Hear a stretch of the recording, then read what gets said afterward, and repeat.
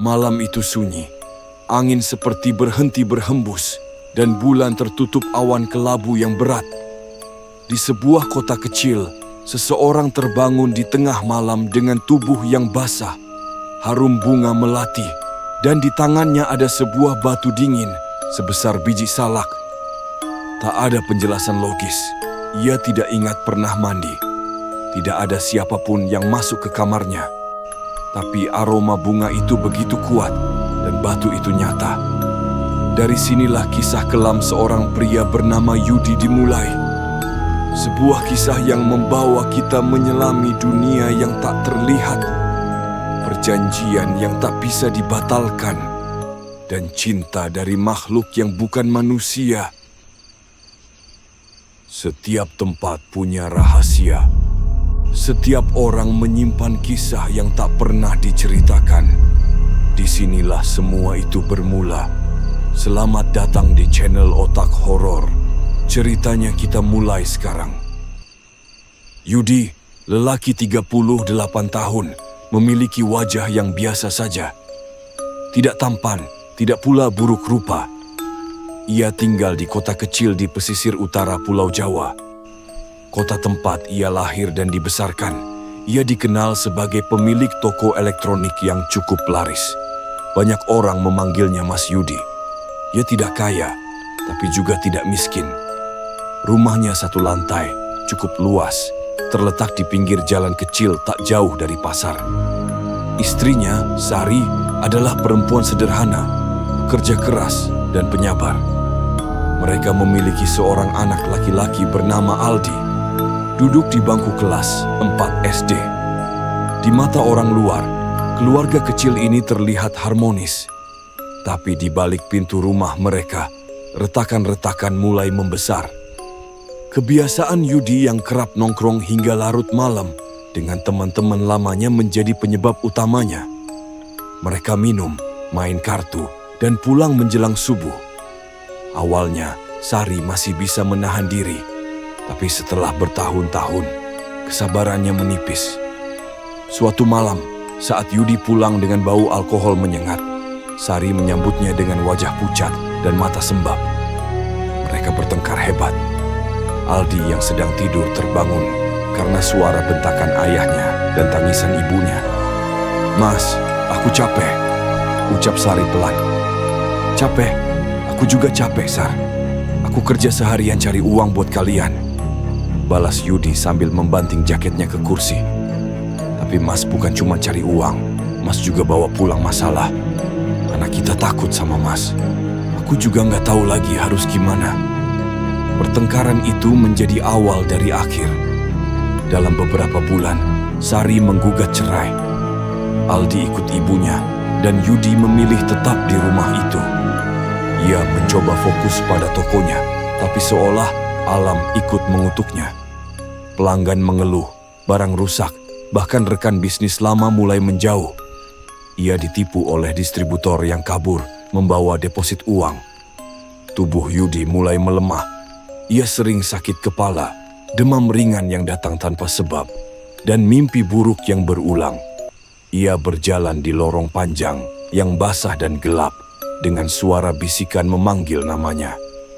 Ia tidak bisa tidur nyenyak.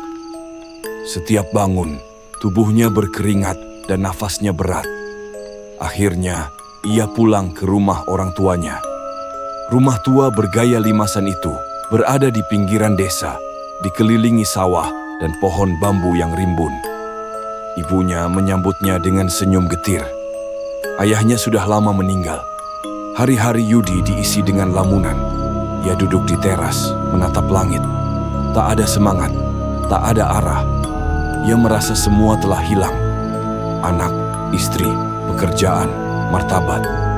Bahkan tubuhnya seperti bukan miliknya sendiri lagi. Ia mendadak sering merasakan hawa dingin dari balik leher, meski hari terik sekalipun. Ia mulai menyalahkan dirinya sendiri. Ia pikir hidupnya tak mungkin lebih buruk. Tapi ia salah. Malam itu, saat semua lampu rumah dimatikan, dan suara jangkrik memenuhi pekarangan, sesuatu memanggilnya. Lembut, namun tegas, bukan dari dunia yang sama. Malam itu, angin seperti membawa bisikan yang tidak biasa. Dari balik jendela kayu kamar Yudi, terdengar suara lembut memanggil namanya. Pelan, tapi jelas. Yudi. Awalnya ia mengira itu hanya sisa dari mimpi buruk, tapi suara itu terdengar lagi. Kali ini, seolah datang dari luar rumah. Tubuhnya merinding, jantungnya berdetak tak karuan. Ia bangun dari ranjang, melangkah ke jendela, dan mengintip ke halaman depan. Di bawah sinar remang bulan yang tertutup sebagian awan, ia melihat dua sosok perempuan berdiri di pekarangan. Mereka mengenakan kain panjang berwarna putih mengkilap, dengan rambut panjang terurai. Wajah mereka sangat cantik, tapi dingin dan tak berkedip. Satu dari mereka mengangguk pelan, seperti memberi isyarat agar Yudi keluar. Kakinya bergerak sendiri. Ia membuka pintu depan dengan tangan bergetar, dan langkahnya ringan seperti ditarik sesuatu yang tak terlihat. Begitu keluar rumah, angin berhenti. Suara malam lenyap. Dan tepat di depan rumah, berdiri sebuah kereta kencana berwarna perak, ditarik oleh 4 kuda putih dengan mata menyala kehijauan. Tanpa bicara, kedua wanita itu menggandeng tangannya. Ia dibantu naik ke dalam kereta. Begitu duduk, kereta itu melesat ke langit. Yudi tidak berteriak. Ia tidak panik. Entah kenapa, ia merasa tenang. Langit malam tampak lebih dekat. Bintang-bintang seperti menatapnya. Lalu, kereta itu berputar dan menukik tajam ke arah laut selatan. Gelombang tinggi membelah, seolah memberi jalan. Kereta itu menerobos air tanpa rintangan. Anehnya, Yudi tidak basah. Ia masih bisa bernapas. Suhu di sekelilingnya hangat dan nyaman. Mereka terus meluncur ke dalam lautan. Semakin dalam, cahaya biru kehijauan mulai muncul. Sebuah istana raksasa perlahan terlihat. Berdinding zamrud berkilauan, dengan atap keemasan yang bergelombang seperti sisik ular. Di depan gerbang istana, barisan perempuan berbusana kuning, keemasan berbaris rapi. Wajah mereka cantik, identik, nyaris tak bisa dibedakan satu sama lain. Semuanya membungkuk ketika Yudi turun dari kereta. Pintu istana terbuka dengan sendirinya. Ia melangkah masuk, melewati lorong-lorong panjang yang dipenuhi aroma melati dan suara gamelan lembut. Lantai dari kristal bening memantulkan bayangannya dengan sempurna. Di ruang utama, duduklah seorang wanita luar biasa cantik. Kulitnya putih, pucat bercahaya. Rambutnya panjang menghitam dengan aksen hijau laut di ujungnya. Matanya tajam seperti ular, namun menenangkan. Dialah ratu. Tanpa banyak basa-basi, sang ratu bangkit dan melangkah pelan menghampiri Yudi. "Kau datang juga," ucapnya dengan senyum samar. Suaranya menggema, tapi tak membuat telinga sakit. Justru sebaliknya, terasa menenangkan. Yudi ingin bertanya, tapi tak ada kata yang keluar dari mulutnya. Ia hanya diam, terpaku. Sang ratu lalu mengangkat tangannya, dan sebuah meja kecil muncul di hadapan mereka. Di atasnya ada 3 benda, sebongkah emas, sebilah keris, dan segumpal cahaya berwarna putih keperakan. "Pilih satu, ini mas kawinmu," ujar sang ratu. "Kekayaan, ilmu, atau kekuasaan?" Yudi menatap ketiganya, tapi kemudian matanya kembali ke wajah sang ratu. Entah kenapa, ia menggeleng pelan. "Saya hanya ingin bersama Anda," jawabnya perlahan, seperti suara yang keluar bukan miliknya sendiri. Sang ratu tersenyum. Ia mendekat, menggenggam tangan Yudi. "Kalau begitu, kita menikah malam ini, tanpa penghulu, tanpa saksi manusia. Hanya satu genggaman tangan, satu kalimat janji yang diucapkan bersamaan. Dan Yudi resmi menjadi suami dari makhluk yang tak berasal dari dunia ini." Malam itu, istana berubah menjadi panggung perayaan.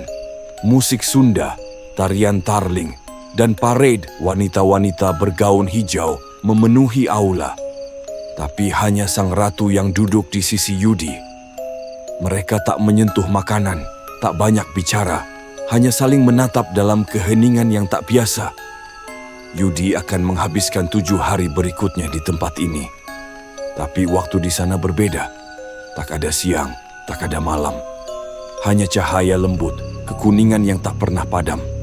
Dan ia belum tahu bahwa sejak malam itu, hidupnya tidak akan pernah bisa kembali seperti semula. Hari pertama terasa seperti berada di surga. Yudi bangun di sebuah kamar megah, berhias tirai hijau lembut dan langit-langit dari kristal. Udara yang ia hirup begitu bersih dan harum, seolah berasal dari bunga yang tak pernah layu. Ia tidak tahu jam berapa. Tidak ada matahari, tidak ada bulan, hanya cahaya kekuningan yang selalu hadir dari dinding-dinding istana. Sang ratu menemaninya kemanapun ia pergi. Tidak ada penjaga laki-laki. Semua penghuni istana adalah perempuan, namun tidak satu pun dari mereka menyentuh Yudi. Mereka hanya melayani dari jauh, menyuguhkan buah, menyiramkan air wangi ke lantai, menabuh gamelan dengan penuh kelembutan. Yudi tidak tidur selama berada di sana. Anehnya, tubuhnya tidak lelah. Ia merasa ringan, seperti melayang. Ratu sering menggandeng tangannya dan membawanya ke taman bawah laut, tempat bunga-bunga aneh tumbuh di antara batu karang. Ada suara-suara halus yang terdengar dari tanaman, seperti bisikan doa atau nyanyian bayi. Di hari ketiga, ia mulai bertanya dalam hati, kenapa ia tak bisa mengucap doa? Ia coba berzikir dalam hati, tapi pikirannya menjadi bising. Ketika azan terdengar samar dari dunia atas, semua aktivitas di istana berhenti. Para wanita membungkuk, diam 1000 bahasa, tapi tak ada yang salat. Bahkan sang ratu hanya menunduk dengan mata terpejam. Yudi ingin ikut salat, namun setiap kali mencoba membuka mulut, lidahnya keluh. Tubuhnya terkunci. Di hari kelima, ia mulai rindu rumah, tapi rindu itu tertahan oleh kenyamanan. Tidak ada lapar, tidak ada sakit, tidak ada beban.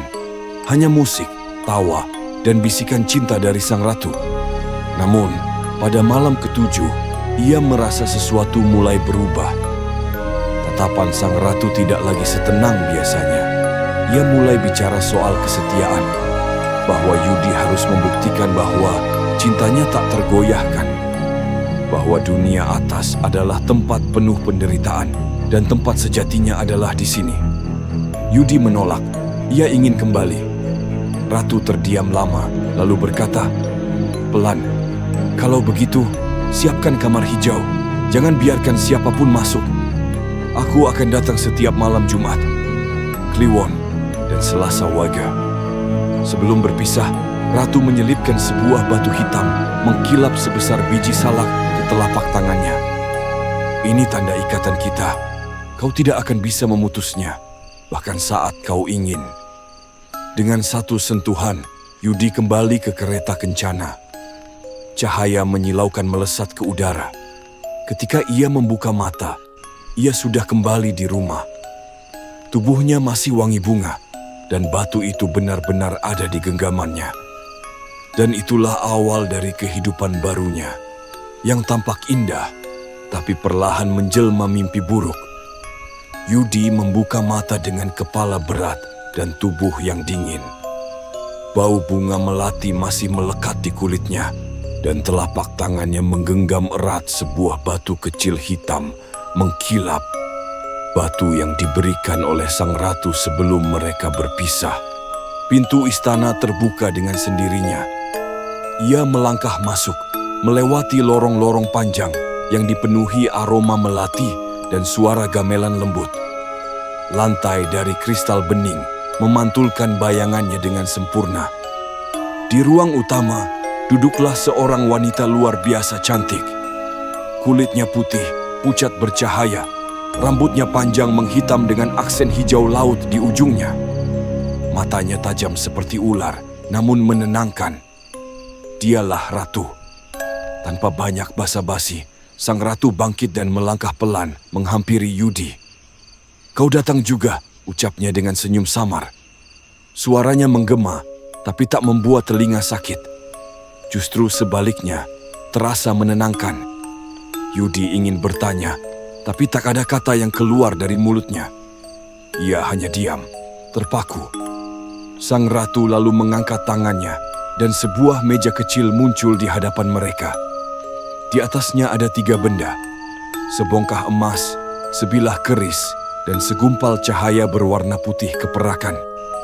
"Pilih satu, ini mas kawinmu," ujar sang ratu. "Kekayaan, ilmu, atau kekuasaan?" Yudi menatap ketiganya, tapi kemudian matanya kembali ke wajah sang ratu. Entah kenapa, ia menggeleng pelan. "Saya hanya ingin bersama Anda," jawabnya perlahan, seperti suara yang keluar bukan miliknya sendiri. Sang ratu tersenyum. Ia mendekat, menggenggam tangan Yudi. "Kalau begitu, kita menikah malam ini, tanpa penghulu, tanpa saksi manusia. Hanya satu genggaman tangan, satu kalimat janji yang diucapkan bersamaan. Dan Yudi resmi menjadi suami dari makhluk yang tak berasal dari dunia ini." Malam itu, istana berubah menjadi panggung perayaan. Musik Sunda, tarian tarling, dan parade wanita-wanita bergaun hijau memenuhi aula. Tapi hanya sang ratu yang duduk di sisi Yudi. Mereka tak menyentuh makanan, tak banyak bicara, hanya saling menatap dalam keheningan yang tak biasa. Yudi akan menghabiskan 7 hari berikutnya di tempat ini. Tapi waktu di sana berbeda. Tak ada siang, tak ada malam. Hanya cahaya lembut, kekuningan yang tak pernah padam. Dan ia belum tahu bahwa sejak malam itu, hidupnya tidak akan pernah bisa kembali seperti semula. Hari pertama terasa seperti berada di surga. Yudi bangun di sebuah kamar megah, berhias tirai hijau lembut dan langit-langit dari kristal. Udara yang ia hirup begitu bersih dan harum, seolah berasal dari bunga yang tak pernah layu. Ia tidak tahu jam berapa. Tidak ada matahari, tidak ada bulan. Hanya cahaya kekuningan yang selalu hadir dari dinding-dinding istana. Sang ratu menemaninya kemanapun ia pergi. Tidak ada penjaga laki-laki. Semua penghuni istana adalah perempuan, namun tidak satu pun dari mereka menyentuh Yudi. Mereka hanya melayani dari jauh, menyuguhkan buah, menyiramkan air wangi ke lantai, menabuh gamelan dengan penuh kelembutan. Yudi tidak tidur selama berada di sana. Anehnya, tubuhnya tidak lelah. Ia merasa ringan, seperti melayang. Ratu sering menggandeng tangannya dan membawanya ke taman bawah laut, tempat bunga-bunga aneh tumbuh di antara batu karang. Ada suara-suara halus yang terdengar dari tanaman, seperti bisikan doa atau nyanyian bayi. Di hari ketiga, ia mulai bertanya dalam hati, kenapa ia tak bisa mengucap doa? Ia coba berzikir dalam hati, tapi pikirannya menjadi bising. Ketika azan terdengar samar dari dunia atas, semua aktivitas di istana berhenti. Para wanita membungkuk, diam 1000 bahasa, tapi tak ada yang salat. Bahkan sang ratu hanya menunduk dengan mata terpejam. Yudi ingin ikut salat, namun setiap kali mencoba membuka mulut, lidahnya keluh. Tubuhnya terkunci. Di hari kelima, ia mulai rindu rumah, tapi rindu itu tertahan oleh kenyamanan. Tidak ada lapar, tidak ada sakit, tidak ada beban. Hanya musik, tawa, dan bisikan cinta dari sang ratu. Namun, pada malam ketujuh, ia merasa sesuatu mulai berubah. Tatapan sang ratu tidak lagi setenang biasanya. Ia mulai bicara soal kesetiaan, bahwa Yudi harus membuktikan bahwa cintanya tak tergoyahkan, bahwa dunia atas adalah tempat penuh penderitaan dan tempat sejatinya adalah di sini. Yudi menolak, ia ingin kembali. Ratu terdiam lama, lalu berkata, pelan, "Kalau begitu, siapkan kamar hijau. Jangan biarkan siapapun masuk. Aku akan datang setiap malam Jumat, Kliwon, dan Selasa Waga." Sebelum berpisah, Ratu menyelipkan sebuah batu hitam mengkilap sebesar biji salak ke telapak tangannya. Ini tanda ikatan kita. Kau tidak akan bisa memutusnya, bahkan saat kau ingin.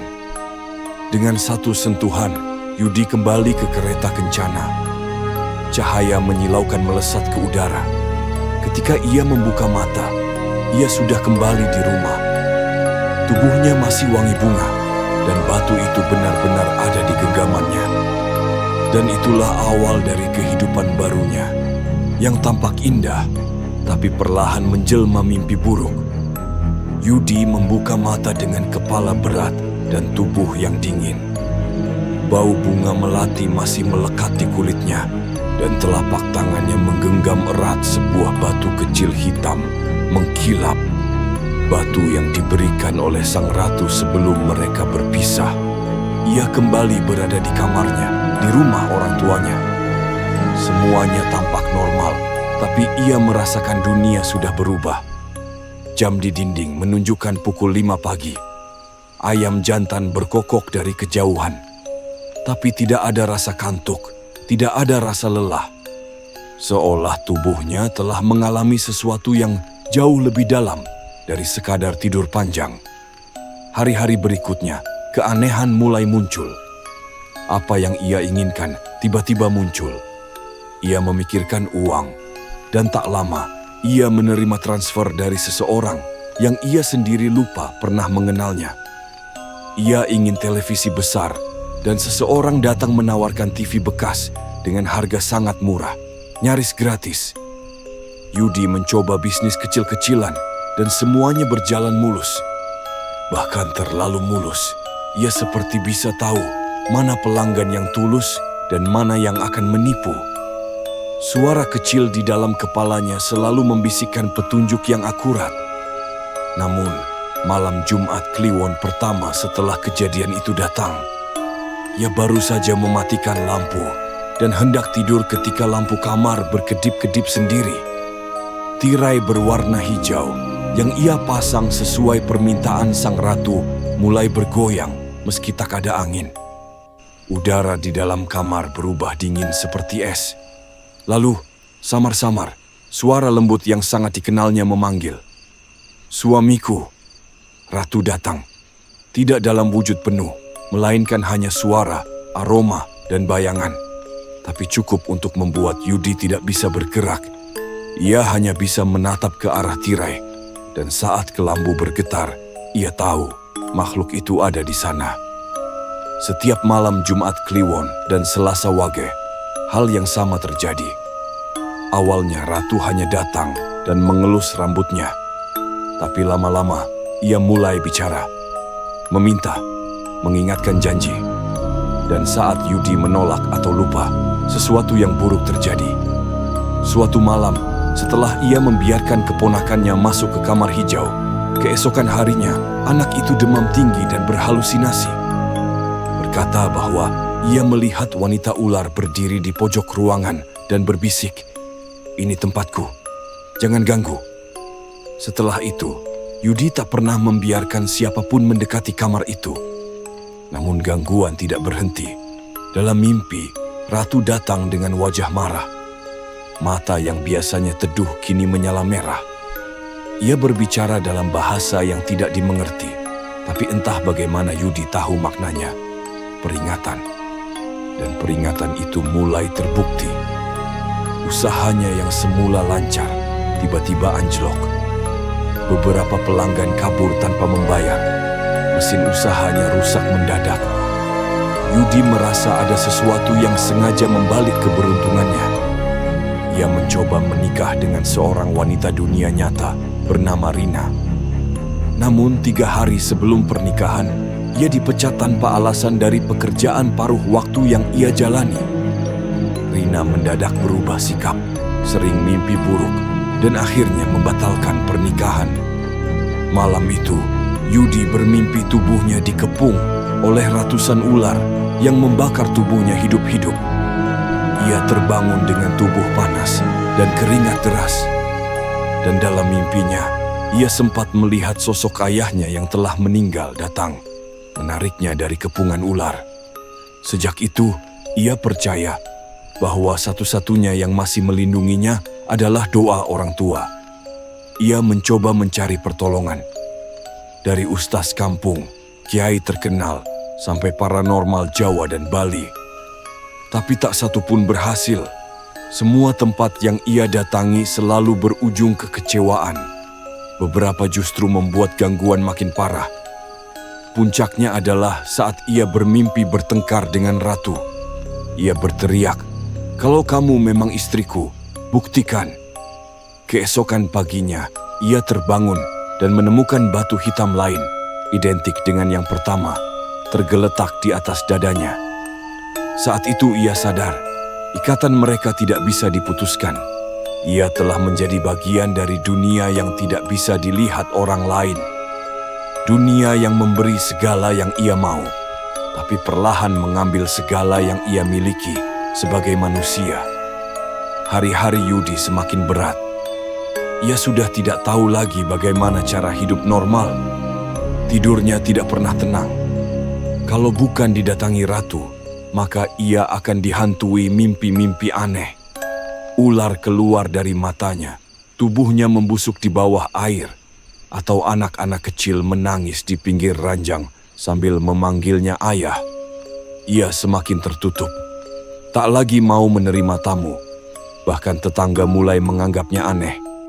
Setiap malam, kamar hijaunya tampak menyala dari balik jendela, seolah ada cahaya dari lilin atau lentera zaman dulu. Padahal, Yudi tak pernah menyalakan lampu.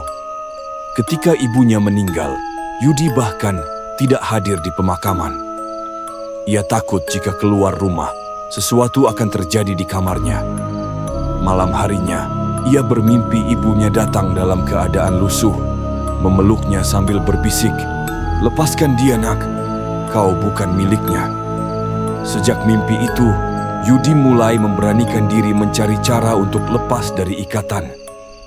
Ia pergi ke padepokan di lereng Gunung Lawu, bertemu seorang guru spiritual yang dikenal mampu menangani pernikahan gaib. "Apakah kau siap menanggung semua akibatnya?" tanya sang guru. Yudi mengangguk. Ritual dilakukan malam Selasa Kliwon, jauh dari pemukiman. Ia dimandikan dengan air bunga 7 rupa, dibacakan ayat suci, lalu diminta membakar kedua batu hitam yang ia simpan selama ini. Tapi sebelum api menyentuh batu, angin bertiup kencang. Api padam. Salah satu batu meledak dan membakar alas tikar. Para asisten guru panik. Sang guru hanya berkata singkat, "Belum waktunya. Dia masih mengikatmu kuat." Yudi tak menyerah. Ia pindah ke kota lain, menyamar sebagai orang biasa. Tak ada yang tahu masa lalunya. Ia ganti nama, ganti pekerjaan. Awalnya, ia merasa bebas. Tapi tepat di malam Jumat Kliwon ketiga, sejak ia pindah, kamar kosnya berbau melati. Keesokan harinya, di bantalnya tergeletak satu batu biji salak yang sama. Berat, dingin, hitam. Yudi jatuh terduduk. Ia menangis. Untuk pertama kalinya ia benar-benar merasa kecil. Tak ada doa yang mampu memutusnya. Tak ada tempat yang cukup jauh untuk lari. Ratu tidak hanya hadir di ruang, tapi di darahnya. Ia mendatangi ustaz terakhir yang ia tahu tidak mencari bayaran. Seorang kakek buta yang tinggal di pinggiran kota. Sang kakek hanya berkata, "Selama kau masih menyimpan keinginan dalam hatimu, dia akan terus menempelimu. Kau harus rela kehilangan segalanya, bahkan mimpi, bahkan harapan." Yudi bertanya, "Kalau saya tidak bisa lepas?" Jawaban sang kakek membuatnya membeku. "Maka hidupmu akan panjang, tapi bukan sebagai manusia seutuhnya. Kau akan jadi wadah, bukan lagi jiwa." Sejak malam itu, Yudi hidup dalam diam. Ia berhenti berharap. Ia tak lagi berdoa untuk bebas. Ia hanya ingin tidak menyakiti siapapun lagi.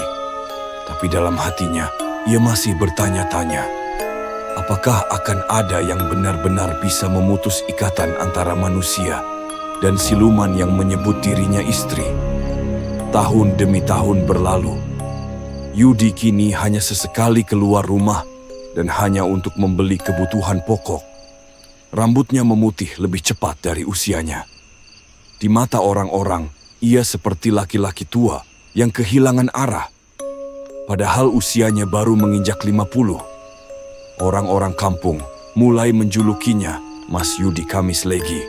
Karena mereka tahu, setiap malam Jumat, Kliwon atau Selasa Wage, rumah Yudi selalu tertutup rapat. Tak ada suara, tak ada cahaya. Tapi sesekali terdengar gamelan samar dari dalam kamar hijaunya.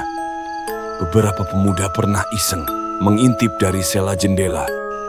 Mereka bilang mereka melihat siluet perempuan mengenakan kain panjang, berambut menjuntai ke lantai. Tapi tak ada satupun dari mereka yang berani datang lagi.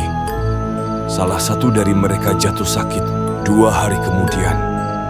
Demam tinggi disertai mimpi bertemu wanita berlidah panjang. Yudi tidak marah. Ia hanya meminta agar orang-orang tidak mendekati rumahnya saat malam-malam tertentu. Bukan untuk dirinya, tapi untuk menjaga mereka dari sesuatu yang tidak mereka pahami. Suatu malam, Yudi menulis surat. Bukan surat untuk siapa-siapa, tapi semacam pengakuan. Isinya adalah semua yang ia alami dari awal pertemuan hingga kehidupannya sekarang. Surat itu ia masukkan ke dalam botol kaca dan ia kubur di bawah pohon melati yang tumbuh liar di belakang rumah. Ia menulis, "Jika kelak seseorang membaca ini dan kau sedang tergoda oleh kekuatan yang menjanjikan segalanya, ingatlah bahwa tidak ada pemberian dari dunia gaib yang tanpa harga. Kadang harganya bukan nyawa, tapi jiwa." Malam itu ia bermimpi bertemu sang ratu, tidak di istana, tapi di rumah lamanya. Ratu duduk di sudut ruang tamu, menangis. Tangisnya bukan kesedihan, tapi kehilangan. "Aku tak bisa menjagamu lagi," katanya. "Kau tak lagi memanggilku, tak lagi mengingatku. Aku tidak bisa berada dalam tubuh yang hatinya kosong." Yudi hanya diam. Lalu bertanya, "Kalau aku mati, apa kau ikut mati?" Ratu menjawab, "Aku tidak mati, tapi aku tidak lagi menjadi bagian darimu. Kau akan kembali menjadi milik dunia. Tapi ingat, dunia tidak lagi mengenalmu sebagai manusia." Yudi terbangun dengan mata basah. Ia merasa enteng. Untuk pertama kalinya, aroma bunga melati tidak muncul saat malam Jumat Kliwon. Namun kebebasan itu datang dengan kekosongan. Ia tidak lagi punya arah, tidak lagi punya apa-apa, tidak lagi merasakan hangat atau dingin. Seolah ia benar-benar telah menjadi wadah kosong, seperti yang pernah dikatakan sang kakek. Suatu pagi, tetangga menemukannya duduk di kursi kayu depan rumah, tertunduk dengan tangan menggenggam 2 batu hitam di pangkuannya. Wajahnya damai, matanya terpejam. Ia tidak lagi bernapas. Di sekelilingnya tercium aroma melati yang sangat kuat, tapi tak ada bunga satupun di dekat sana. Orang-orang kampung menguburkannya dengan sunyi. Tak ada sanak keluarga, hanya beberapa tetangga dan seorang lelaki tua yang datang membawa doa. Dan di malam setelah pemakamannya, seseorang yang lewat di depan rumah Yudi bersumpah melihat bayangan perempuan bergaun panjang berdiri di jendela kamar hijau. Itu menatap bulan. Mereka bilang, cinta yang lahir dari kegelapan tidak pernah benar-benar mati. Ia hanya menunggu.